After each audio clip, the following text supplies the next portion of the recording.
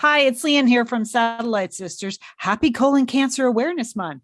I know, it's not as popular as cheery as the other theme months, but it's one of my favorites. As I often say on the podcast, I'm happy to be here, and that's because I got my colonoscopy. Maybe you don't know, but I was diagnosed with colon cancer in August 2019 after a routine colonoscopy screening. On this podcast today, a new to you episode, you'll hear about my diagnosis, my treatment, and my prognosis. And you'll get information on how to be a better support to your friend or family member going through cancer. And if you're a cancer patient, some additional resources that really helped me. It is Colon Cancer Awareness Month, so I want to remind you that colon cancer is preventable, treatable, and beatable, but you need to get your colonoscopy. So listen to this episode and share it with the people in your life who need to schedule their procedure. Thanks. Happy listening.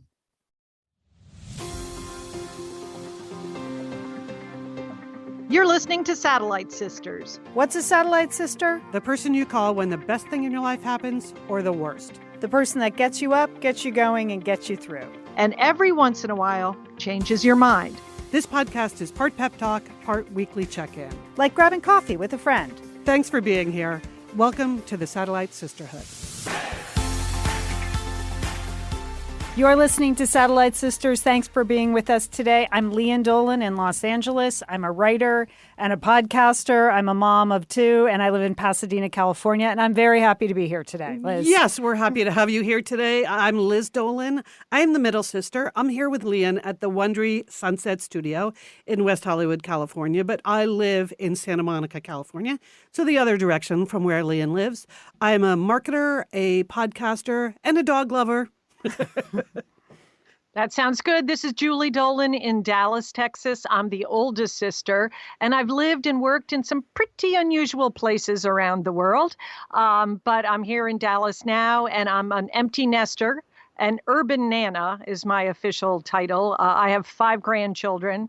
They're all in cities, and so I spend a lot of time with them, which I like.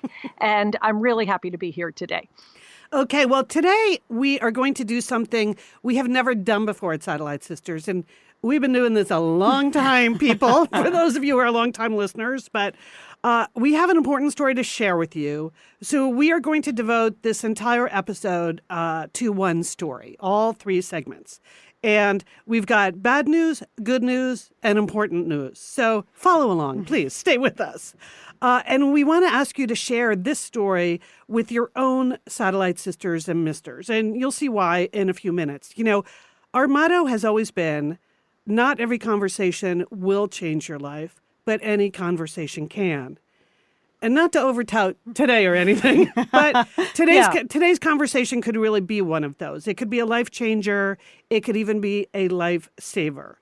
And, you know, Lian, this is really your story to share. So Julie and I will chime in as appropriate, but let's just dive in, shall we? Sure, let's do it. So I'm Lian, for those of you who are new to the show, Lian Dolan. I'm 54. I'm a female. I have a couple of kids. And in general, I have been in good health most of my life. Super health. Do I have good years and bad years? Sure. Does my weight go up and down? Yeah, whatever. Yeah, Do I try to eat healthy like 80% of the time? Yeah. Do I eat ice cream? Sure, I do.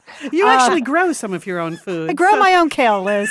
And it's important to this story because in August, I was diagnosed with colon cancer. And that was a shocker to me. Mm-hmm. So today we're going to talk about that. We're going to talk about the diagnosis. We're going to talk about what I experienced physically and emotionally. We're going to talk about the surgery I went through and the recovery and the outcome.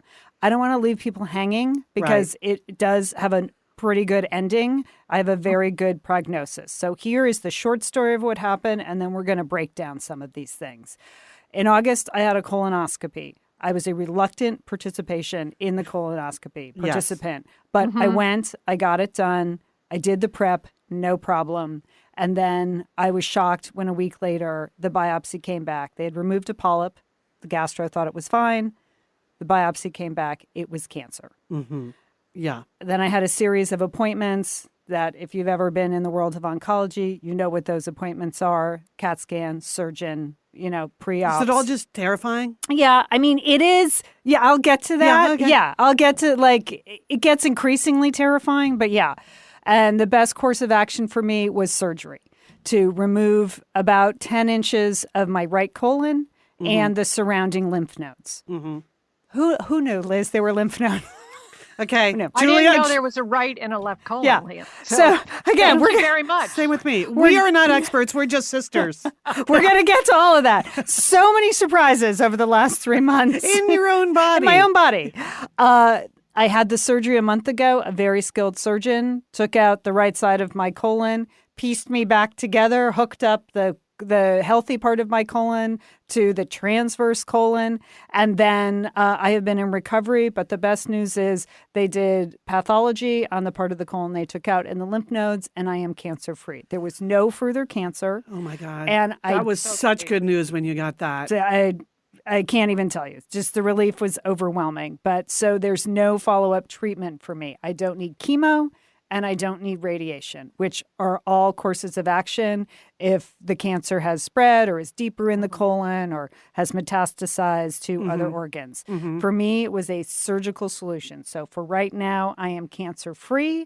My prognosis is very good. Is it 100%? I'm going to live the rest of my life great? No. So anything less than 100%. Not great. Is a worry. It's a worry. But, but I was diagnosed with essentially stage 1 cancer. And so I'm going to tell you now what happens after this, and we'll get to that later on in the show. But I thought we'd just take this step by step because each piece of it was pretty important, particularly getting that darn colonoscopy. And I just am doing this show because I want people to do that if they were like me. But first of all, I would like to give a medical disclaimer. I think I've proven I'm not a doctor already. Yes. Many times, Lian. Yeah. Over years of Satellite Sisters, I think we've all proven that. We would endorse that position. Do not take medical advice from Lian Dolan. Yeah. Yes. I mean, it's more that if you have questions about your particular situation, you should talk to your doctor. Yes. Don't listen to me and go, well, Lian didn't say X, Y, and Z. Yeah. Please, I'm not a doctor. I'm also not a cancer expert. I'm not even an expert on my own cancer, and because it's really a learning experience, and there's a good part of it where you're in denial and you're just going step by step. And I have not been through the gauntlet like many other cancer patients have after years of treatment. They can quote studies and things like that. That is not me. I went from point A to point B. So as we say here on Satellite Sisters, no follow-up questions. No. Well, if you have follow-up questions, you know where you should go, Liz? The American Cancer Society website. Go to trusted places on the web. Don't go to like people's personal blogs or their Instagram posts. Do not do that because that's bad news. I went there. But go to the American Cancer Society if you have questions. Also, over at our website, we're going to have some resources specifically for colon cancer and colorectal cancer. So that's important. Just if you have questions. Lian, that is solid advice. Yes, it's solid advice. Thank you. All right. So why I'm talking about it, because I dragged my feet on this colonoscopy. I'm 54. Screening usually happens at 50. And you know what I was freaked out by? The anesthesia. Really? Yeah. A lot. Okay. Not the prep, because most people, it's the prep that puts them off. Yeah. I mean, to prep to me always seemed like a fine weight loss opportunity. And seriously, and living in Los Angeles where they sell colonics, like that's a treatment. So it wasn't that. It was the anesthesia. Because about 15 years ago, I read an article in a paper about somebody who got anesthesia from a dentist and never woke up. And that was all it took for me to have an irrational fear of anesthesia. It's stupid now when I say it out loud, but it was real. So I just dragged my feet on this. And then we changed health insurance and we changed doctors. So, the next thing I know, it's been a couple of years. I haven't gotten it. And then honestly, this is also not medically sound, but I have 7 older siblings. Yes, you were the youngest of 8. 4 sisters, 3 brothers. None of you had bad colonoscopies. I thought I'm fine. Okay, that is very unsound. That is the worst. Yes. That is so unsound. Yes. Rationale thinking I've ever heard, Lian. Because we do have colon cancer in the family. Our beloved Aunt Virginia died of colon cancer. Yes. Now, again, this is where I'm not a geneticist. So, like, my gastro said that's actually not a direct genetic thing. So I don't. Yeah. Okay. So I don't want to be Again, I apologize for the misinformation already. That and is we're actually, only 8 minutes in. Yep, that's just not really how that works, Liz, but that's okay. So long story short, I was just dragging my feet. And I was at a college weekend like 2 years ago with my girlfriends, like 6 of them. And as women tend to do at the end of the night, we're all just sitting around complaining about medical issues and hormones and menopause and why are our knees going and our shoulders going and what's happening to our faces and things like that. And I confessed that I hadn't had a colonoscopy. And my friend Karah looked at me and she's like, "What is wrong with you? Get your act together." And I was like, "Oh, wow, she's right. That's kind of my brand. Like, has her act together, you know?" You know what I mean? I mean, other people are kind or thoughtful. I'm just like the person who has their act together. Like, that is true. Most other aspects of my life, I got it together. You know, schedules are happening, projects are moving forward. Yes. I'm You're working. a producer, Lian. Yep. I'm a producer. I'm calendarizing. I'm scheduling. Yeah. But I was falling down on the job on this. And as soon as she said that, I'm like, I know, she's right. I have to get my act together. So that meant I had to get a primary. I had to get some blood tests, this and that. And for a year, like every couple of months, Karah would text me with usually a string of poop emojis and just say, "Have you booked your appointment yet?" And finally, I was like, just to shut her up, I'm like, okay, I'm just going to get that stupid colonoscopy because I'm never going to hear the end of this. Yes. And even 2 weeks before the colonoscopy, I was at an event and my husband and I, we were at lunch with a gastroenterologist. I'm not going to answer a lot of questions because this guy was clearly a crackpot. And he spent the whole lunch trying to talk me out of getting the colonoscopy. Really? That it was a waste of time and money and blah, blah, blah. I remember you told me that story, Yeah. Lian. And I you were almost- thinking of canceling your appointment. Yeah, I almost canceled because I was like, that is exactly the sort of advice I needed to switch it off. Yeah. But then I remembered, I'm seeing Karah in 2 weeks at our girls' weekend, and she will yell at me if I don't get that stupid colonoscopy. This is the power of the satellite sisterhood. And this is why I'm doing the show today, because this is where I'm going to get choked up. Mm-hmm. And then I'll try to hold it together. Crying is also part of your brand, Lian, so don't worry. We know that about you. Because when the gastro told me, he said, if you had waited another 6 months to a year, it would have been a very bad diagnosis. Oh, wow. Very bad. And that, I mean, that was the only time during the process where I just really broke down in the doctor's office. And I just thought I 100% could have waited 6 months to a year. I could have talked myself out of it. That guy almost did. I could have just put it off or said, I'll do it in the new year. I have to lose 5 more pounds. I don't want to get on the scale before I go to the gastro. You know, all the stupid things that we think that we say to each other. I can't get someone to drive me home because it's actually kind of hard to find someone to take the day off to drive you home. Like, yeah, I totally could have done it. And when the gastro, when we were finally in his office and he was explaining, he said, no, this would not have been good. Wow. So, okay, Karah. So, yeah, big shout out to Karah. Big shout out. You know. Doing the job. Right. So that was the huge relief. But so I got the colonoscopy and it was fine. I had no problem. I enjoyed the prep, frankly. It wasn't a big deal. You're not sick. You're just going to the bathroom. It's just a cleanse. Yeah, it's a cleanse.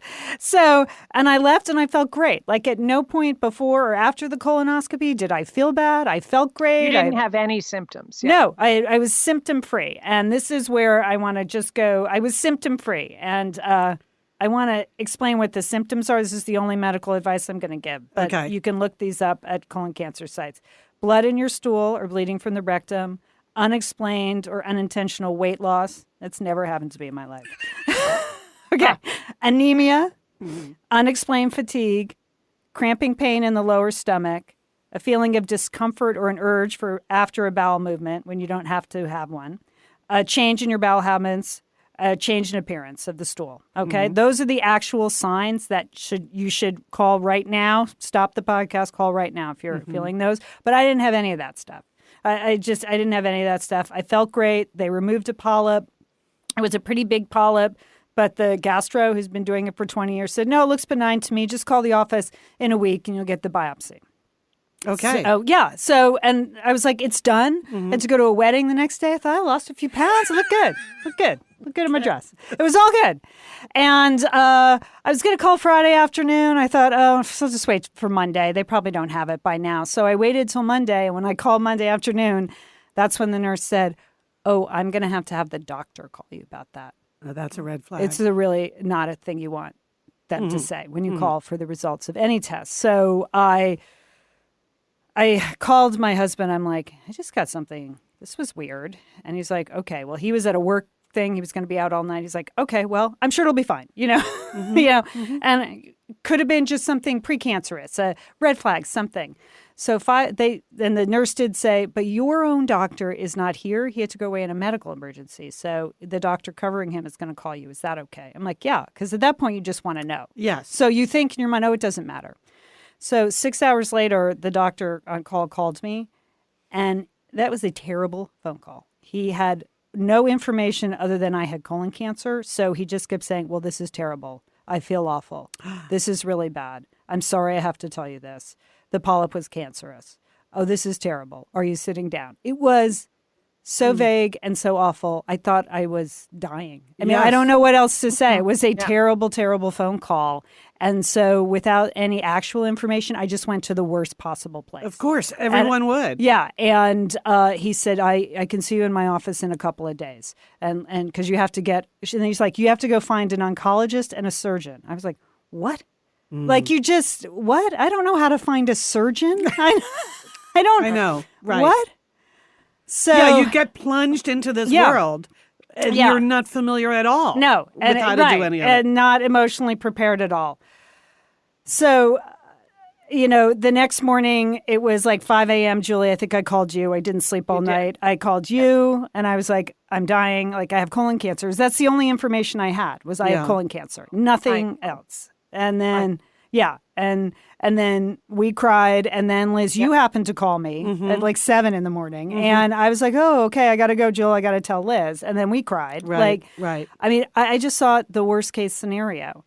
And then about an hour after I talked to you guys, my gastro called. He was taking care of his mom in Wisconsin. He had to go. And he was mad the other guy called me. He said, no. This is why you have the colonoscopy. We found something. 90% chance I got it out during the colonoscopy. I removed that polyp.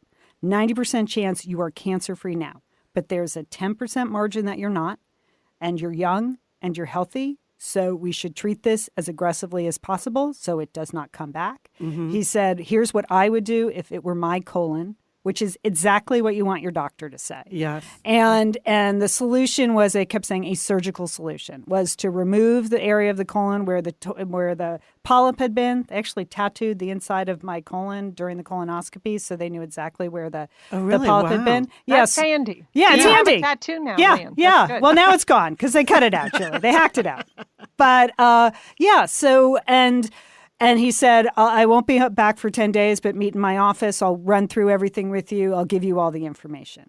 And that was like the weirdest time because I had not enough information. I didn't want to tell anybody. I hadn't really understood the diagnosis. I was just gathering information on the surgeons. So I told you guys, and then the only other person I called was my friend Stephanie, who had been through exactly the same diagnosis 9 months before. Oh, that's she good. was incredibly helpful. I could not have gone through the whole experience without that.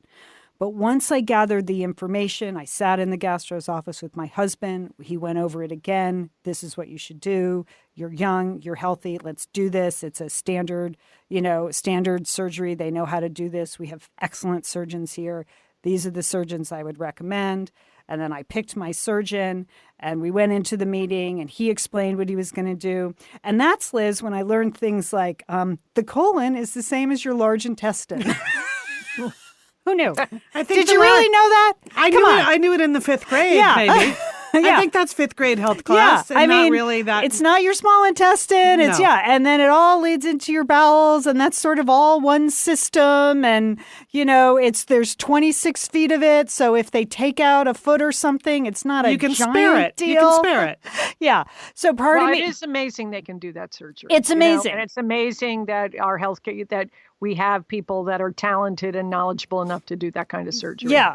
And you got to be grateful for that because in other parts of the world, A, you wouldn't have had the colonoscopy, and B, they probably couldn't have performed the surgery. Yeah, other parts of America, the same thing is true. Just even the screenings, the fact that, you're urged to get the screening, right. You're insured for the screening, all of those things are really, would you do that if you didn't have insurance that covered that? No, you probably wouldn't. I've thought a lot about access since the whole thing, access to all kinds of things. So, but prior to meeting with the surgeon, though, I had spoken to our brother Jim, who is not a doctor, but plays one in our family, right?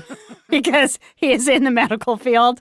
And I had told him I was going to ask, Lian, it's no brainer. It's a procedure, Lian. You're just going to be in and out. It's no big deal. They do them every day. Yeah. And so then I'm sitting in the surgeon's office and he's explaining, like, taking out the foot, the lymph nodes, 3 hours, the anesthesia. I was like, this sounds like more than a procedure. A quick in and out. I feel like a procedure is like removing skin flaps, not like a giant chunk of my colon. But, that's essentially what it was. The doctor performed this laparoscopically. So it's a robotic arm. They make 6 incisions and then essentially what's like a bigger incision, like a C-section incision to get the colon out. And this guy does a lot of them. This is his specialty. So I felt like I was in really good shape. That's great. Felt like I was in good shape. I had the information. I was ready to go. And then, like, the fact that it was cancer started to bleed into my head. Like, I had all the information lined up. I had a plan. They were very enthusiastic at the surgeon's office. Like, you cannot go home and sit on your couch. You need to get in shape for this surgery. It's 5 weeks away. You need to do this. You need to keep exercising. You need to eat right. You need to step up your cardio. This is interesting. They said, this is your Super Bowl. Or as my friend Liz said, isn't it your Super Bowl? Really, Lian? Wouldn't it be your Super Bowl? So it's good that you have friends that can make you laugh even in a crisis. Yes. That's important. Yes. So that distracted me to the point where I was like, okay, I'm just going to go in. I've had this bad colonoscopy and now I'm just going to get it out. Yeah. And then I had to go for the CAT scan. And that's when it all got very real to me. They had said, oh, you can drive yourself. But I thought, I'll have Sheila take me. And the morning of the CAT scan, I was a mess. That's our other middle sister, Sheila. Yes. Right. So the CAT scan is when you have to drink the special liquid and they take pictures. And in my mind, like, my whole body was going to light up with cancer. Like, that's what I feared, right? And I went in and I drank my mixture and I did it and I was there. And as soon as the scan nurse said to me, so when were you diagnosed with colon cancer? I was like, what? Is that what I have? Because in my mind, I had been thinking I had a bad colonoscopy. Yeah. So now I was like, yeah, I guess I have colon cancer. And then I had to go for all the pre-op appointments where they do the blood draws and the EKG, and then they spend like 2 or 3 hours. It was a long appointment taking you through, here's everything you need to do before, here's everything you need to stop, here's what's going to happen in the hospital. And if you think the colonoscopy prep is bad, where do you have to have your colon jacked up? Because that prep is really bad. So I got, like, they're handing me all these, here's this and here's that. And, oh, yeah, and you have to take a pregnancy test the morning of the operation. Oh, right. And everything started to get very real. I did not really understand what was happening until that moment. And that's when I had to kind of get out of some of the obligations I had. Like, I just thought, well, I'm just going to cruise along and I'm just going to exercise and I'm going to do this and I'll do this and check. And then I'll go in for my surgery on your the 16th. Procedure. Yeah, yes. My procedure. And no big deal. And that was not true. I found like things were starting to fall apart mentally for me. I found it very difficult to tell people about it. I didn't really want to interact with people. And they assigned me a nurse navigator who was a really critical part of the care team. She coordinated the care between the gastro and the surgeon and the hospital, and if I needed an oncologist at any point. And I was trying to explain to her, like, I'm supposed to go speak at this conference in Atlanta, and I'm supposed to be right now in Santa Fe speaking at a conference, and I have to host this cancer support community fundraiser. So that was great. And she said, is it going to add stress to your life? Because if it is, you shouldn't do it. Right now, what you need to do is eliminate all the stress and just focus on what you have, the task at hand. That was excellent advice. It was a life changer because I I could see things were falling apart. I wasn't focused on, work. I wasn't responding to emails. I was so freaked out. And I just thought, I'll just go and do all these things and then no one will have to know. And then I'll just like tuck away and get this procedure. And that was not the case. That's when things got very real for me. And those were the hardest emails I had to write. Like, I have to get out of She Podcast. So I'm sorry, Atlanta. That's why I couldn't come. I had to get out of this other conference. I had to bail on big things and small things and social engagements and things like that. Just cleared the calendar. And I was so glad that I did, because the last couple of weeks before surgery, I was worthless. I mean, I was, I did not have my act together. I did not have my act together. I really struggled. Just like anyone else. Yeah. Your brain, it's just swimming in your head, right? Like all of the possible outcomes. Right. Yeah. Right. So even though the doctor said 90% chance we got it all, that 10%, I would say I was spending 10% of my time thinking about the worst case scenario. Like, well, what if there is cancer, a lot more cancer? What if it has metastasized? What if it's in my lymph nodes? Like all those things. I also didn't want to be so Pollyanna, so super positive that if that happened, then I was going to fall apart after the surgery. I wanted to be realistic, but I could not focus on anything else. It was a miracle I made it through some of those shows. And even the show the day before the surgery, I thought initially, I'll be able to do that. I'll just be fine. And like, by the 1st of October, I was like, you're on your own. I cannot... know what I'm thinking. Right. Regular listeners know we brought Sheila in. And that was the right decision. Yes, it was definitely the right decision. And what I found was that the conversations I had with my friends who had been through cancer were absolutely the most meaningful. And you know who you are. Thank you so much, Liz and Susan and Jill. And just they all, and Stephanie and Lily, they all said like exactly what I needed to hear. Just fantastic advice that really, made it possible for me to get to that surgery date. Okay, so let's take a quick break here. Sure. We want to thank our sponsors. We love them. Then we'll come back and we'll hear about the surgery and the post-op and what's changed in your life. We've got like the good news part of it, right? Right. Okay, we will be right back. We're the Satellite Sisters. Okay, we're back. So, Lian, the day of the surgery. Right. What was that like? One of the things I was most worried about was that I was going to be freaked out, that I was really going to have a lot of anxiety. I've never had surgery before, not a fan of blood, even the blood draw. There were so many parts of it I was very anxious about. I was also anxious that I would not survive the surgery. Because again, stuff happens. Right. And, I know it's irrational and the guy's done 8 zillion of these and he's a top man. But I just really felt like, what if I don't survive? So what I did in the run up to the surgery was I started meditating. I mean, seriously, Liz, I thought I better just find some way to calm myself down when I am in that pre-op. I had to get up at 3:30 in the morning, do a couple of terrible things as the final part of the prep. So we are not going into details. Not going on that. into that. Skip over those, Liam. They are unspeakable. What I had to just do. to ask your doctor about that, and then be at the Huntington Hospital at 5:30 in the morning, and so I hadn't gotten much sleep, and I thought and the surgery was at 7:30. I thought those 2 hours may be the most difficult for me. So I actually just downloaded an app and started meditating prior to the surgery, so I would have like some way to breathe and get through the 2 hours. that is smart. And my husband brought me, he's a solid citizen, emotional support companion, not huge. Yes. He was so good on everything else. Was the garage clean? Yes. Was the dog walked? Yes. Did we have our will and trust and medical directive all shipshape before I went into the hospital? Yes. Did he drive quickly to the hospital and drop me off at valet, even though he hates to valet park? Yes, he did.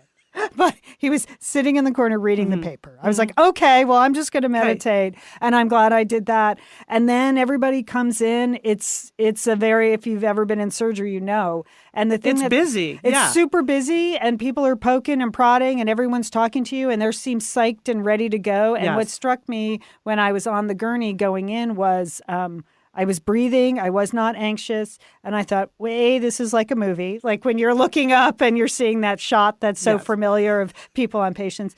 And 2, there was just so much expertise in that room. Like when I went into the surgical room, I'd never been into a surgery room like that. I mean, the robotic arm is $1 million piece of equipment that they're using. The doctors, the residents, the anesthesiologists, the excellent nurse team, they had so much I was humbled by the experience. And then I was out, Liz. Then I don't remember anything. See, the anesthesia is really working for you now. I know. And they said, ironically, afterwards, they said, you take anesthesia very well. So sign me up now. I'm on the anesthesia plan.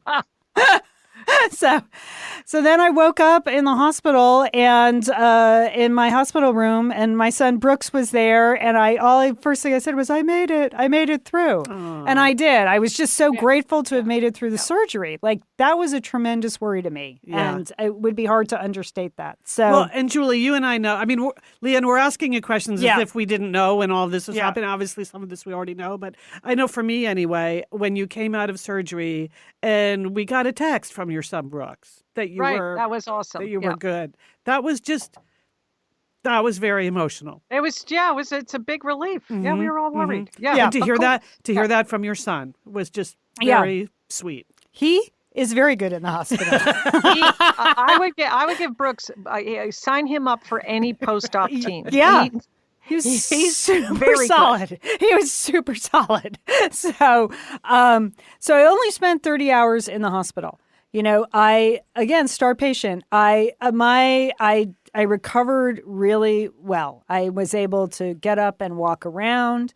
They try to get all systems going when you're in the hospital. Believe me, that is a big worry because they've just taken out a large part of your digestive and your bowels, frankly. That's what they are. Yes. And so that's always a worry in any hospital stay. But imagine if they've hacked up your bowels. Yeah. Like, that's a big worry. So again, we're not going to go into the details of how they get all the systems started again, but that's important. I can understand. Hooked up to an IV, and then they took me off of that within about 12 hours, and I was on some pretty normal pain medication, just Tylenol during the day and some opioids at night. And after about 30 hours, they had done some blood workups. They said, you're free to go. The resident made it clear, like, we want you out of here. He said, you're not sick. And if you stay here, you could get sick. They want you out because of the infection. That's so interesting. I was a little scared because I thought I'd be going home a day later, and I hadn't set up any help. Julie, you were coming in on Saturday, but I was leaving Thursday. So again, I thought Lian's being an overachiever again, I know, leaving the hospital early. Yeah, I wasn't trying. Like, I kind of wanted to stay, but they were so adamant that I leave. I was like, well, they're the doctors, so I should just. So far, I've done pretty well doing what the doctors have told me. So I went home. And then later that day on Friday, I got the call that the pathology was clear for the rest of the colon. That was the other huge piece of it. I mean, a giant relief. Yeah. Call came late Friday afternoon. My son Brooks was there. I was just so grateful and relieved. And tears. A lot of tears. A lot of tears, because that was, I tell you, this is probably a whole nother show, but I have so much admiration for people who these are long treatments for people, you know. Mm-hmm. Sorry. Yeah. You mean if they have to have chemo and radiation and what it takes to get through that. Yeah. I mean, I feel like I made an appointment with cancer. That was the colonoscopy. But other people battle. They're warriors. They're in there. It's years of treatment. They have to do this surgery and recover from that. And then they know they're going into months and months of chemo or radiation. Yeah. And so when they said I won't need any further treatment, I was just so relieved. Mm-hmm. And again, humbled by the people that do this time and time again. Mm-hmm. I mean, because it just fills up your whole mind space. You can't think of anything else. Of course. It becomes your whole world. So I was hugely relieved. And I think I was riding kind of a wave of adrenaline when Julie showed up. And then I just... when Mary Poppins shows up at your door, just hand it all over. I came, I had my bag, I had my turkey meatloaf recipe. I was ready to go. Yes. You look surprisingly good, Lian, when I arrived. Okay. First of all, you were sitting up. Right. Okay? You were in your garden.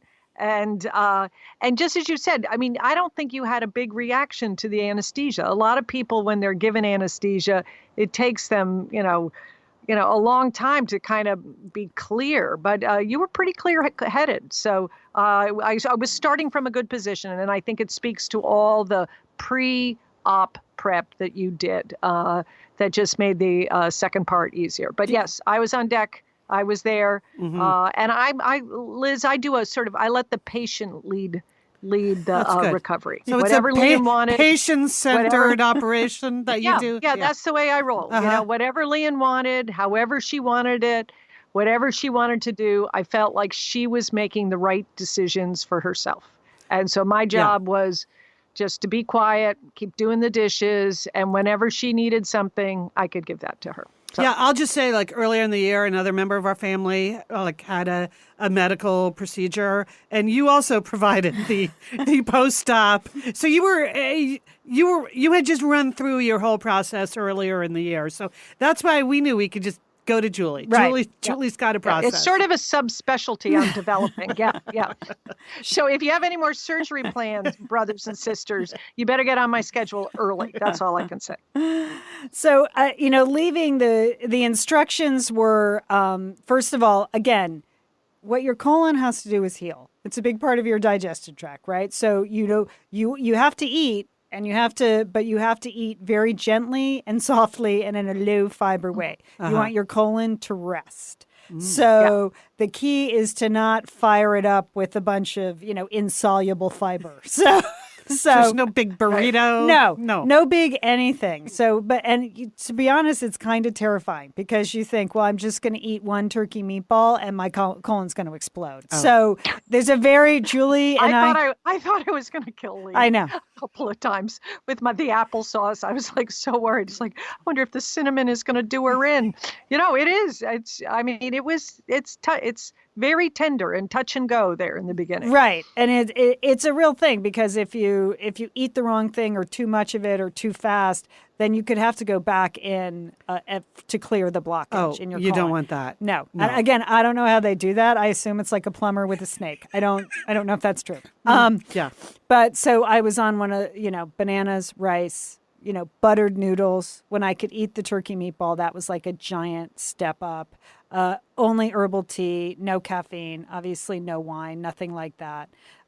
So it's a pretty specialized diet for 6 weeks. And I'm about a month into it now, and I'm able to eat now cooked vegetables, like cooked spinach, stewed tomatoes. I'm bringing them back like it's 1972. I mean, I have rediscovered my love of stewed tomatoes. But anything that you think of as good for you or healthy, I cannot eat a lot of that. I can't eat raw vegetables, salads, raw fruit, nuts, seeds, whole wheat. Anything like that is just too much for my colon to handle right now. And for how long will that go on? Are there certain things that you'll never be able to eat again? Liz, I met with a nutritionist last week, an oncology nutritionist at the Huntington.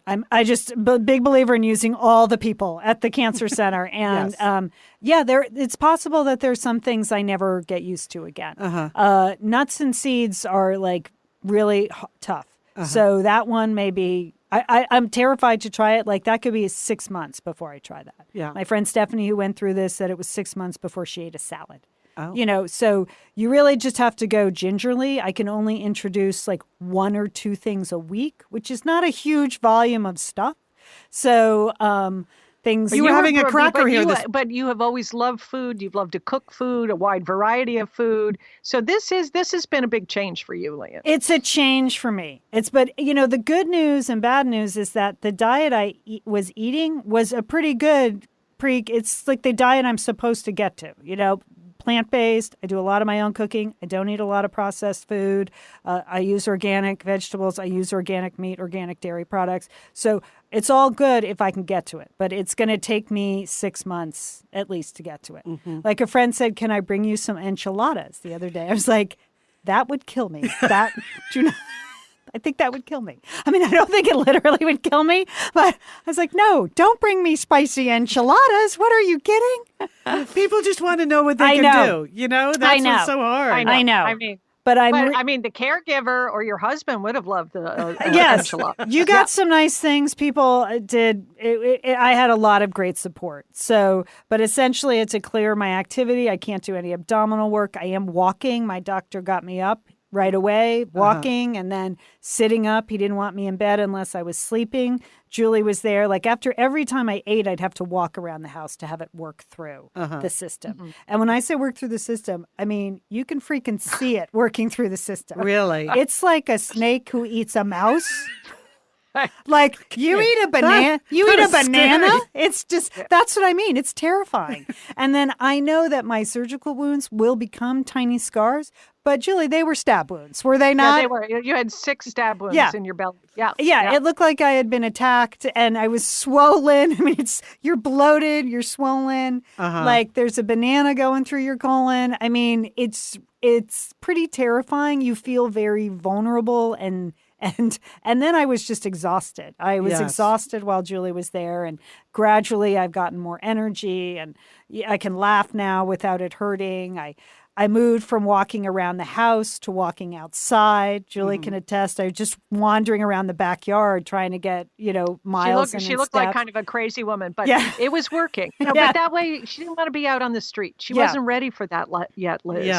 She wasn't ready to bump into neighbors or dogs. I mean, she needed to really be quiet and rest. And you were a very good patient. I couldn't. I had directed some people to be head of communications to various groups of people. Like Sheila was taking care of my friends out of town. My friend Louise was taking care of my college friends. Julie, you were on the family. My friend Sally was in charge of local people. I would send one text and then they would disseminate. And I just sent people do not call me. I couldn't talk on the phone. I wasn't making a whole lot of sense. I wasn't on the painkillers all the time, just a couple of nights at night. But I just really you just need to rest. conserve your energy. Yeah, it's for healing. Right. It was exhausting. I did laugh every time I looked at my discharge instructions because it said limit your activities, and one was no contact sports. Every time. Some people have to be told that. Okay. I guess they can't take anything for granted. Oh my gosh. So, what's ahead? I just had a very good appointment last week with my surgeon, and he said I look great. I'm recovering really well. And that I'll end up seeing the surgeon every 3 months for about a year, which kind of surprised me. And then he said, now what we're going to do is actually recommend you to a medical oncologist. Prior to the surgery, I had not seen an oncologist. I'd seen the gastroenterologist and the surgeon. But because I didn't look like I was going to need any follow-up care, that's what they thought, they don't send you to an oncologist unless they need to. But he said, 25 years ago, we probably wouldn't have sent you to an oncologist with a stage 1 cancer. It would be, early detection, you'd be on your own. But then you have no one really minding the store in terms of watching for cancer. Not your primary, not your gastro. You stop seeing the surgeon. And he said, and it can recur. It's a tiny percentage for me based on my stage and my age and, my general overall health. But it's not an impossibility. So I said, yeah, sign me up for the medical oncologist. So I'll meet with her in they're arranging the appointment now. And that also gives me the opportunity to ask about genetic testing and what I should tell Brooks and Colin, because that is a direct genetic link. I am their mother and I gave birth to them. So that's a direct link. And they might have to start getting, and probably will start getting colonoscopies much, much earlier than recommended. Okay, so I would also like to know the results of your genetic I testing. I will ask about you people, but we are directly related. Yes, I know you did not give birth to me. Yes, but we are. But I just Thanks for clarifying that. I don't want to be confusing for new listeners. Again, I just want to be clear though. The gastro said, if your aunt got it and your mother didn't get it and she lived to be 85, then there's probably no genetic link. People can get it, just get it. Sure. That's, he said it's probably just coincidence. You both had bad luck. Whatever it was, it's not necessarily a genetic component. Okay. But I will ask on your behalf. Sure, thank you. Just say my siblings would like to know what this does to their chances. Okay. But can I just say, yeah. I don't want to interrupt your flow here, but like the moment we got all of this news from you and we were talking about it, I realized, it's been about 10 years since I've had my last colonoscopy. So I'm 62. I'm 8 years older than you are. So I immediately went, so I have an appointment for 2 weeks. I emailed my doctor. I'm like, I must be about due, right? And she said, exactly. I was going to remind you next month. So I made the appointment, Lian. In your honor, the appointment is made. Good. Again, I just keep going back to that. I just could have not done that. Right. And it just could have gotten much worse. There's no other way to say it. So, medically, I'm going to be in the hands of this oncologist, and I'm going to stay on top of things. I have to get another colonoscopy in a year, next August. Whether I'll need CAT scans and blood tests, that will be something that the oncologist decides. But I like to know that someone's looking over that. Physically, what do I have to do? I have to, be in shape and exercise for the rest of my life. Right? Damn it. Why is that always the answer? I know. I mean, it's nothing we all don't know, but the list of things I have to do, I'm like, yeah, I knew I was supposed to do that already. Be as lean as possible without becoming underweight. Well, no chance of that. Physically active for 30 minutes, avoid sugary drinks, eat a variety of vegetables, fruits, limit consumption of red meats. Mm-hmm. So I would like to call BS on the pork industry. Really? Why? I did not know the pork industry. Pork was a red meat. Well, no. Right. I almost served you a pork tenderloin. Right, Yeah. Lian? Yeah. But isn't it it's marketed as the other white meat? So that's just a big old lie? It's a lie. It's a red meat. So, because I was thinking, the pork tenderloin, yeah, that's nice and tender. That would taste good. And then I looked it up. I'm like, that pork is a red meat. We've been hoodwinked. So avoid processed meats. And, you think you don't eat any, but sure, I get deli turkey all the time. Oh, that's gone. So how about prosciutto ham? Oh, wow. Gone. It doesn't matter how expensive it is. Honey baked ham, gone. Really? She said. You've had quite a bit of honey baked ham. I know. You've had a lifetime of honey baked ham, Lian. Yeah. I have to limit my alcoholic drinks to one a day for women. I mean, I haven't had any in a while. Sure. And then the nutritionist did say, don't drink all 7 on one day. So that's just good advice. That's always good advice. How about coffee? Can you go back to coffee? Yeah, I'm back at half calf. Caffeine is the stimulant. So you have to be careful there. You want a little is good, a lot is not. So 1.5 cups of half calf coffee a day, and I'm totally fine with that. And you saw me. I came in today with a decaffeinated latte. I'm like, this is ridiculous. I'm not going to drink this anymore. That's just a waste. Forget it. That's a waste of money and whatever. I'm just drinking a lot of herbal tea, a lot of that, and limit consumption of salty foods and processed foods. Okay. So it's all the things we know, but I really have to do it now because it's my colon. So nothing's going to kill me if I have an ice cream sundae, but it's not a great idea to have an ice cream sundae, and that would even now would be 6 weeks. Uh-huh. And then, mentally, I just want to figure out how not to think about it all the time, and that's harder. That will be harder, because it's just implanted this fear in your brain now. Just, there's a reason that you're not called a survivor until after 5 years. And there's a waiting period now. And that's what I mean. Like when I think of people who are in much more dire straits, who live scan to scan, I don't know how they do it. It just must be so tough emotionally and mentally, because I just feel like as my friend Lily said, you have the good cancer. And that's true. I had the good cancer, but it's hard. So I'm actually going to go to a therapeutic yoga for cancer class. Oh. I signed up to do that. That's through the Hospital Cancer Center, and I'm going to do that. I think that's a place for me to start. I went to chair yoga this week. I got cleared for chair yoga, and at the end of class, I just started sobbing. So that was good. So sobbing. Still a lot of emotions around all of this. Yeah, just a lot. I was so happy to be back. Yeah. I just didn't know. And so, and not to be overly dramatic, but you don't know. And you really don't. And I've been taking yoga for decades, and all those teachers say at the end, oh, it's just such an honor and a privilege to be here practicing. And for years I've been like, yeah, whatever. Yeah. Namaste.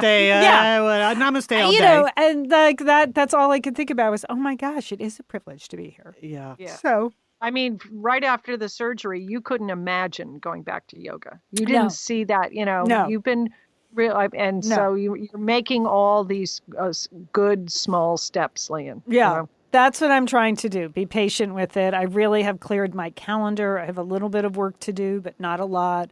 I haven't done any social things. I just really from here until Christmas, I just would like to recover and regain my strength and just do the things that are positive and add to my recovery. So I'm trying to do that. So, and then I've just gotten incredible support from family and friends. So.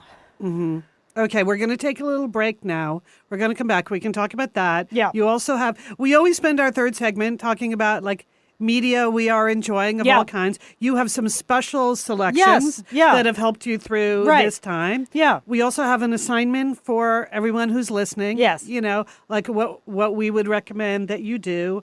And then we'll just wrap it up. So we're the Satellite Sisters. Stay with us.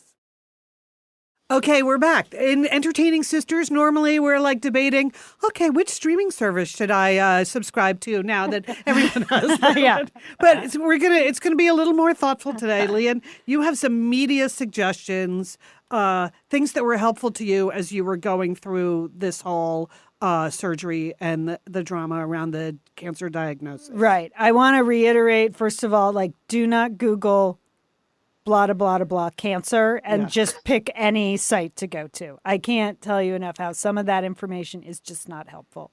So at satellitesisters.com, you'll see I recommend the American Cancer Society, the Colorectal Cancer group. There's a couple of sites that I recommend. That's at satellitesisters.com. So that's just a blanket. And you know what?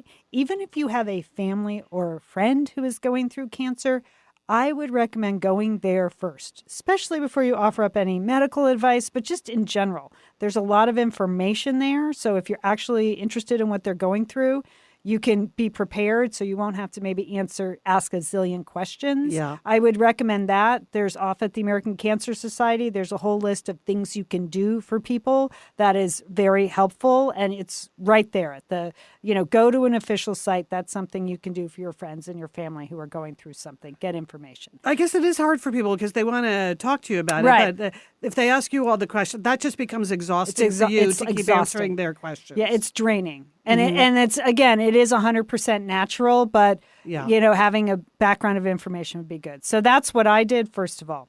There were a couple of podcasts that really helped me through. So I wanted to mention that, sort of figure out what was happening, how to deal with it. The first is Terrible. Thanks for asking. I don't know if you've ever listened. I've heard of that, but I've never listened to it. That's such a great title. It's a fantastic title, and it's hosted by Nora McInerney. She is a very talented writer and very funny and very thoughtful. But she lost her husband to stage 4 brain cancer at like 35, right? And then she's remarried. So she does this whole series.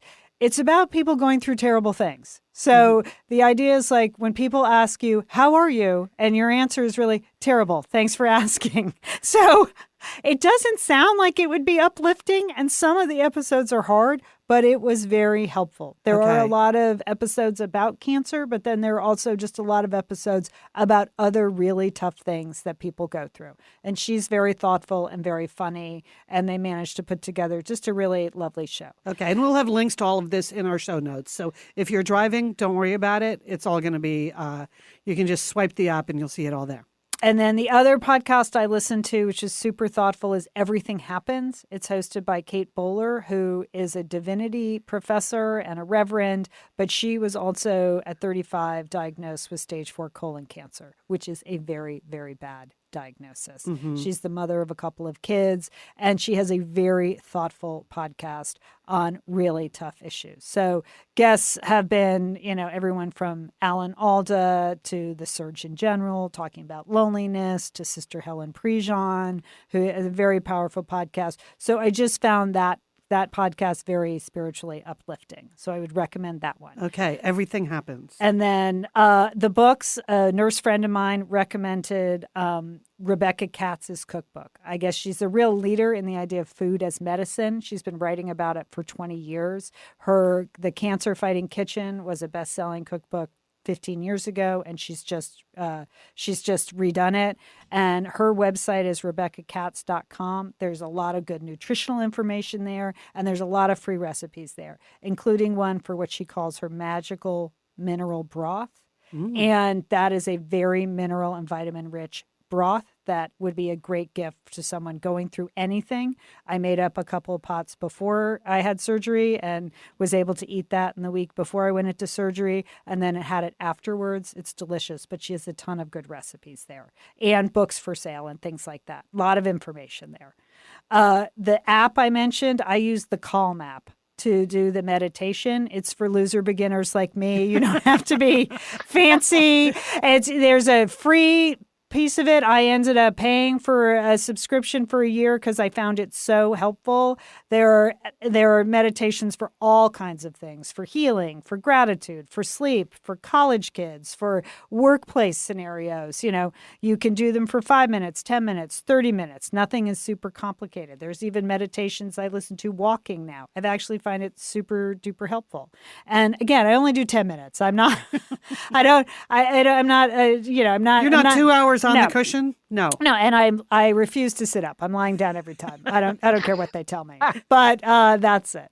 Our delightful post-op TV shows, when Julie was there, I was happy to introduce her to the Great British Baking Show. We really enjoyed it. Didn't we, Jewel? Yeah, we did, Lian. You know, it was so relaxing. It's a competition, but it's not competitive, you know? And it was very peaceful.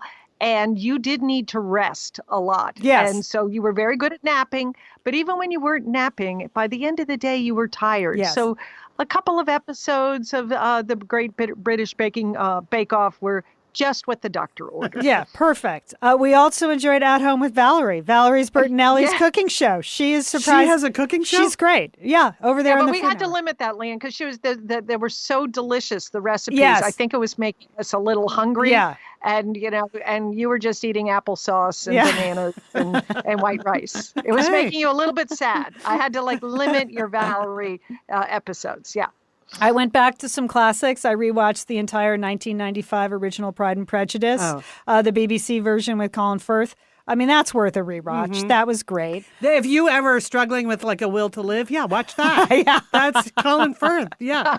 Reason enough to stick with it. The BBC also did a version of Emma, much better than the Gwyneth Paltrow movie, much better. I enjoyed rewatching that.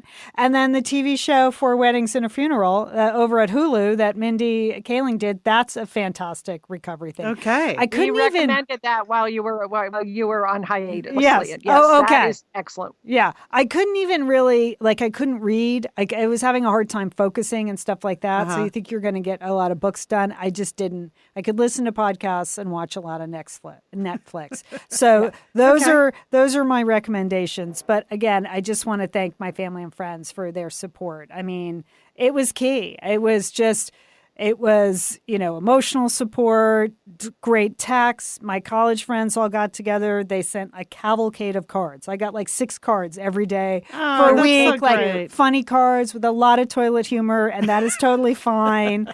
People showed up with applesauce and coffee and blankets and holiday. Some delicious soup. I got a lot of good soup. Yeah, I got a holiday centerpiece that was unexpected. Oh, yeah. I'll take it. I have so many orchids. I feel like I live in Thailand. That was lovely. Julie did a fantastic job decorating my front porch. I couldn't even do that beforehand. I just couldn't get to the what happens after. Yeah. And Julie, you are so full service. Yeah, pumpkins and mums. I did that. But, not too much because I know how much Lian likes to decorate. Yeah. So I didn't want to, again, you don't want to create commotion over there. But we did get a little fall tableau going on your front steps. Yeah. And I think that cheered you up. Yeah, it's still getting rave reviews. And now I have friends coming over every afternoon to walk with me because I can't handle the dog because she's so big. Oh, yeah. My abs yet.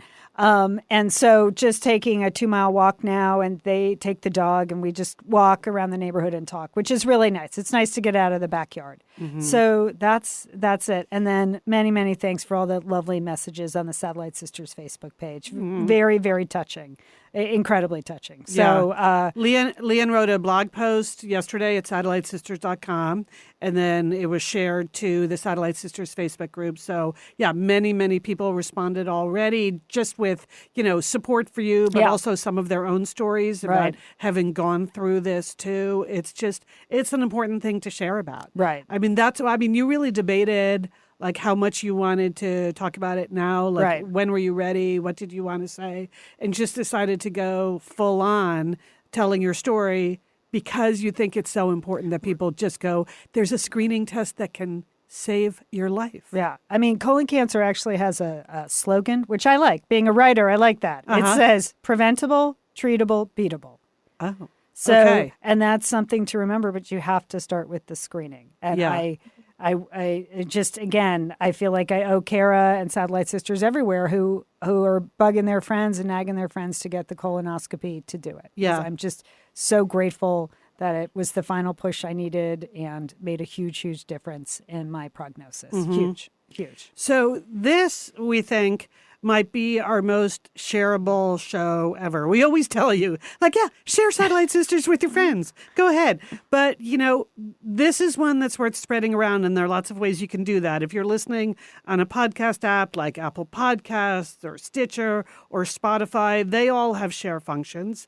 Lian's complete story, as I said, the blog post went up at Satellite Sisters yesterday. We will add this audio link to it today. So if you go to satellitesisters.com, you can just send that to any of your Satellite Sisters and Misters. Just as you kept saying in your notes, Lian, people just need the nudge, and maybe they need another nudge. Just it's okay. This is one thing where it's really worth nagging your friends about. So we say... And certain groups, again, not a doctor, but if you're African American, there's a higher risk of colon cancer, and now the American Cancer Society thinks you should start at 45. So 50 is the conventional wisdom, but there are plenty of reasons, say you have anemia, there are plenty of reasons to start earlier. So okay. More people may need a nudge than you think.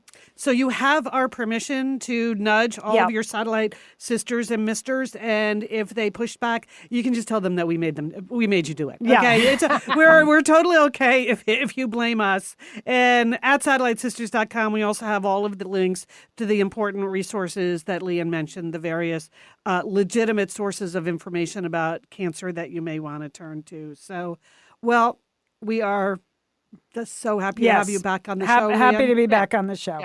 Yep. Very happy to be here and to be able to share this. Very happy.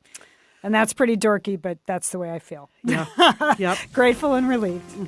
And so are we. So on that note, we want to thank our engineer, Sergio Enriquez, in the booth, always taking good care of us, making us sound good. Our sponsors today. Please support our sponsors because they support us. And don't forget, we're the Satellite Sisters. Call and nudge your Satellite Sisters.